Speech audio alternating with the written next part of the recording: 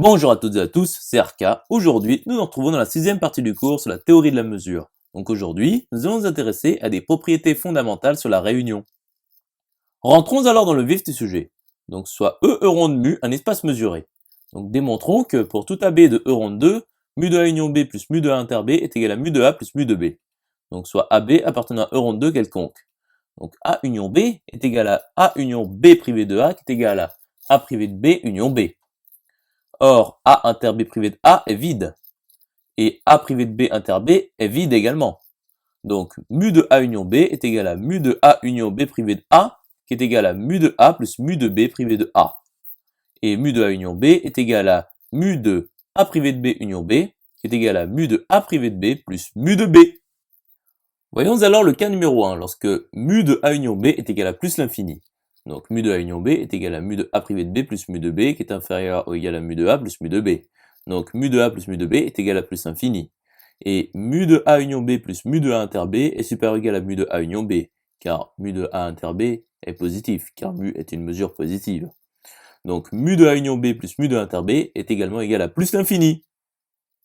Voyons alors le cas numéro 2, lorsque mu de A union B est différent de plus l'infini. Donc nous avons par rapport aux affirmations précédentes que 2 mu de A union B est égal à mu de A plus mu de B privé de A plus mu de A privé de B plus mu de B, en additionnant les deux égalités précédentes. Et mu de A union B est égal à mu de A union B privé de A inter B, c'est-à-dire mu de A delta B union A inter B. Ce qui est égal à mu de A union B privé de A inter B plus mu de A inter B. Ce qui est égal à mu de A privé de B union B privé de A plus mu de A inter B, grâce à l'égalité de la différence symétrique. Ce qui est égal à mu de A privé de B plus mu de B privé de A plus mu de A inter B, car A privé de B et B privé de A sont disjoints. Donc mu de A union B plus mu de A union B est égal à mu de A plus mu de B privé de A plus mu de A privé de B plus mu de B. C'est-à-dire mu de A union B plus mu de A privé de B plus mu de B privé de A plus mu de A inter B est égal à mu de A plus mu de B privé de A plus mu de A privé de B plus mu de B. C'est-à-dire mu de A union B plus mu de A inter B est égal à mu de A plus mu de B. Conclusion établie. À présent, démontrons que pour tout AN pour n appartenant à n étoiles appartenant à E rond de puissance n étoiles, mu de l'union pour n appartenant à n étoiles des AN est inférieur ou égal à la somme pour n appartenant à n étoiles des mu de AN. Donc soit AN pour n appartenant à n étoiles appartenant à E rond de puissance n étoiles quelconque. Et soit Bn pour n appartenant à n étoiles appartenant à E rond de puissance n étoiles tel que, pour tout n de n étoiles, n égale 1 implique que B1 égale 1 et n supérieur ou égal à 2 implique que Bn est égal à AN, privé de l'union pour i allant de 1 jusqu'à n-1 dAI. Continuons la démonstration. Donc montrons que pour tout ij de n2, i différent de j implique que bi inter bj est vide. Donc soit ij appartenant à n2 tel que i est différent de j quelconque. Donc voyons le cas numéro 1, lorsque i est strictement supérieur à j. Donc i est supérieur ou égal à j plus 1 qui est supérieur ou égal à 2. Donc bi inter bj est égal à ai privé de l'union pour k allant de 1 jusqu'à i-1 dAk, le tout inter bj. Donc voyons le cas numéro 1a lorsque j égale 1. Donc bi inter bj est égal à ai privé de l'union pour k allant de 1 jusqu'à i-1 dAk, le tout inter à 1. Ce qui est égal à ai inter e privé de l'union pour k allant de 1 jusqu'à i-1 dAk, le tout inter à 1. Ce qui est égal à ai inter l'ensemble vide, ce qui est égal à l'ensemble vide. Voyons alors le cas numéro 1b lorsque j est supérieur ou égal à 2. Donc bi inter bj est égal à ai privé de l'union pour k allant de 1 jusqu'à i-1 dAk, le tout inter aj privé de l'union pour k allant de 1 jusqu'à j-1 dAk. Ce qui est égal à ai inter e privé de l'union pour k allant de 1 jusqu'à i-1 dAk, le tout inter aj inter e privé de l'union pour k allant de 1 jusqu'à j-1 dAk. Ce qui est égal à ai inter l'ensemble vide inter e privé de l'union pour k allant de 1 jusqu'à j-1 dAk, car aj est inclus dans l'union pour k allant de 1 jusqu'à i-1 dAk.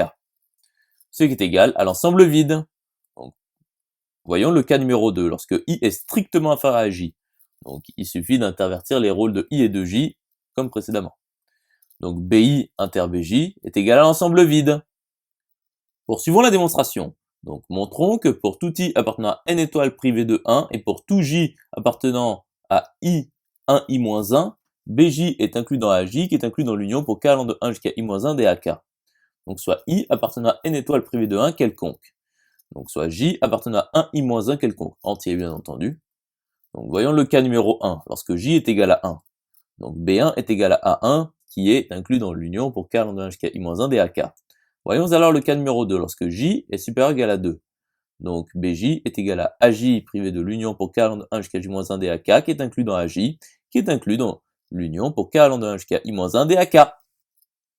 À présent, montrons que pour tout n de n étoiles, l'union pour k allant de 1 jusqu'à n dbk est égale à l'union pour k allant de 1 jusqu'à n dak. Donc, appliquons une récurrence sur n appartenant à n étoiles. Donc, pour n appartenant à n étoiles, soit Hn, la propriété qui nous dit que l'union pour k allant de 1 jusqu'à n dbk est égale à l'union pour k allant de 1 jusqu'à n dak. Donc, voyons l'initialisation lorsque n égale 1. Donc, tout simplement, nous savons que B1 est égal à A1, qui est bien égal à l'union pour k allant de 1 jusqu'à 1 dak. Voyons alors l'hérédité, donc soit n appartenant à n étoiles tel que Hn soit vrai. Donc l'union pour k allant de 1 jusqu'à n plus 1 dbk est égal à l'union pour k allant de 1 jusqu'à n dbk union bn plus 1. Ce qui est égal à l'union pour k allant de 1 jusqu'à n dak union bn plus 1, par hypothèse de récurrence. Ce qui est égal à l'union pour k allant de 1 jusqu'à n dak union an plus 1 privé de l'union pour k allant de 1 jusqu'à n dak. Ce qui est égal à l'union pour k allant de 1 jusqu'à n dak union an plus 1 inter e privé de l'union pour k allant de 1 jusqu'à n dak. Donc nous pouvons écrire cette égalité car n plus 1 est supérieur ou égal à 2, car n appartient à une étoile. Ce qui est égal à l'union pour k allant de 1 jusqu'à n dak union an plus 1, le tout inter. L'union pour k allant de 1 jusqu'à n dak union e privé de l'union pour k allant de 1 jusqu'à n dak par la distributivité. Ce qui est égal à l'union pour k allant de 1 jusqu'à n dak union à n plus 1, ce qui est égal à l'union pour k allant de 1 jusqu'à n plus 1 dak. Montrons donc que l'union pour n appartenant à n étoiles dBn est égale à l'union pour n appartenant à n étoiles dan. Donc voyons l'inclusion directe. Donc soit x appartenant à l'union pour n appartenant à n étoile dBn quelconque. C'est-à-dire il existe i appartenant à n étoiles tel que x appartient à bi. Donc voyons le cas numéro 1, lorsque i est égal à 1. Donc x appartient à B1 qui est égal à A1 qui est égal à l'union pour n appartenant à une étoile dan. Voyons alors le cas numéro 2, lorsque i est supérieur ou égal à 2. Donc x appartient à bi qui est égal à ai privé de l'union pour k allant de 1 jusqu'à i-1 dak qui est inclus dans ai qui est inclus dans l'union pour n appartenant à une étoile dan. Intéressons-nous alors à l'inclusion réciproque. Donc soit x appartenant à l'union pour n appartenant à une étoile dan. C'est-à-dire il existe i appartenant à une étoile tel que x appartient à i. Donc voyons le cas numéro 1 lorsque i égale 1. Donc x appartient à 1 qui est égal à B1, qui est inclus dans l'union pour n appartenant à une étoile dBn. Voyons alors le cas numéro 2, lorsque i est supérieur ou égal à 2. Donc x appartient à i qui est égal à ai inter l'union pour k allant de 1 jusqu'à i-1 dak union ai inter e privé de l'union pour k allant de 1 jusqu'à i-1 dak. Ce qui est égal à ai inter l'union pour k allant de 1 jusqu'à i-1 dak union bi.